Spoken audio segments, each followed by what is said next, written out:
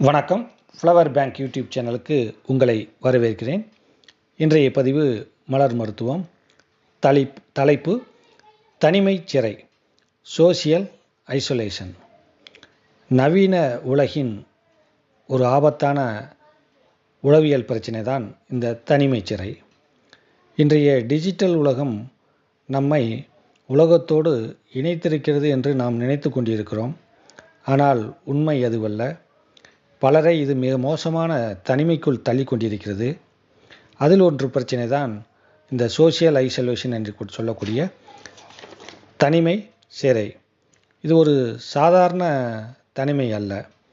மனிதர்களை கண்டு ஏற்படும் ஒருவித பயத்தால் தன்னைத்தானே ஓர் அறைக்குள் பூட்டிக்கொண்டு இருந்தக்கூடிய ஒரு ஆபத்தான உளவியல் சிக்கல்.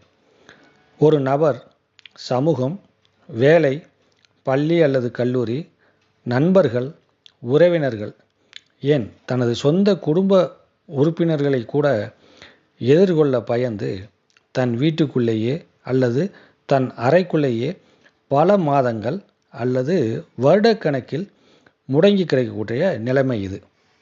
மருத்துவ ரீதியாக ஒரு நபர் தொடர்ந்து 6 மாதம் வீட்டிற்குள்ளோ அல்லது ஒரு அறையிலோ தனிமையில் முடங்கினால் அதற்கு இந்த தனிமை சிறை பிரச்சனை உள்ளது என்று அர்த்தம். இவர்களுடைய அன்றாட வாழ்க்கை எப்படி இருக்கும்? இவங்க என்ன தான் செய்வாங்க அப்படின்னு பார்த்தா, பகலில் தூங்குவாங்க, இரவில் முழுவதும் விழித்து கொண்டிருப்பார்கள். முழுமையாக இவர்கள் ஒரு டிஜிட்டல் உலகில் அடிமைத்தனத்தில் இயங்கி கொண்டிருப்பார்கள். இவர்கள் இருக்கக்கூடிய ஒரே நண்பன் என்பது இன்டர்நெட் மட்டும்தான். வீடியோ கேம்ஸ் விளையாடுதல், அனிமேஷன் பண்ணுதல் அல்லது ஏதேனும் ஒரு சமூக ஊடகங்கள், சோசியல் மீடியாவில் தங்களை இணைத்து கொண்டு மொத்தமாகவே டிஜிட்டல் அடிமைத்தனத்தில் இருப்பாங்க.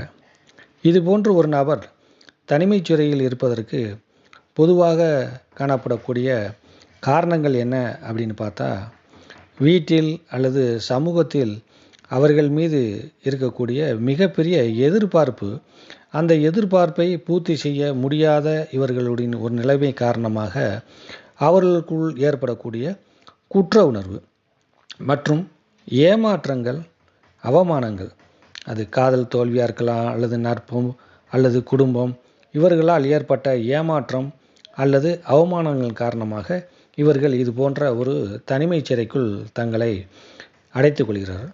ஆழ்மனத்தில் அதிகப்படியான பயம் ஏதேனும் ஒன்று இவர்களுக்கு இருக்கக்கூடும். பொதுவாகவே இந்த நபர்கள் அனைவருமே தாழ்வு மனப்பான்மை மிக்கவர்களாகவே இருக்கிறார்கள். இது ஒரு குணப்படுத்தக்கூடிய ஒரு உளவியல் பிரச்சனை தான். தொடர்ந்து ஒரு நபர் இதை போன்று தன்னை தனிமைப்படுத்தி கொண்டு வீட்டிலேயே 6 மாதங்களுக்கு மேல் இருக்கிறார் என்றால் அவருக்கு மனநல ஆலோசனை மற்றும் இயற்கை முறை மருத்துவ தீர்வுகள் மூலம் அவரை இந்த பிரச்சனையிலிருந்து வெளிக்கொண்டு வர முடியும். பல நபர்களை இது போன்ற பிரச்சனையிலிருந்து குணப்படுத்திய அனுபவம் உள்ளதால் பொதுவாக லார்ஜ் மிமுலஸ், மேலும் அவர்களுடைய தனி மனிதனுக்கேற்ப இருக்கக்கூடிய எதிர்மறை மனநிலையிற்கேற்ப மருந்துகளை கொடுத்து அவர்களை விரைவில் சரி பண்ண முடியும். உங்கள் வீட்டிலையோ அல்லது நண்பர்கள் யாராவது தொடர்ந்து தங்களை தனிமைப்படுத்தி கொண்டு இதுபோன்று தனிமை சிறை, அதாவது சோசியல் ஐசோலேஷன் இருக்கிறார்கள் என்றால் அவர்களுக்கு ஆலோசனை பெற விரும்பினால் 7598391679 மற்றும் 9123226669 என்ற எண்ணிற்கு வாட்ஸ்அப் செய்து அப்பாயின்மெண்ட் பெற்று நீங்கள் தேர்வு பெறலாம்.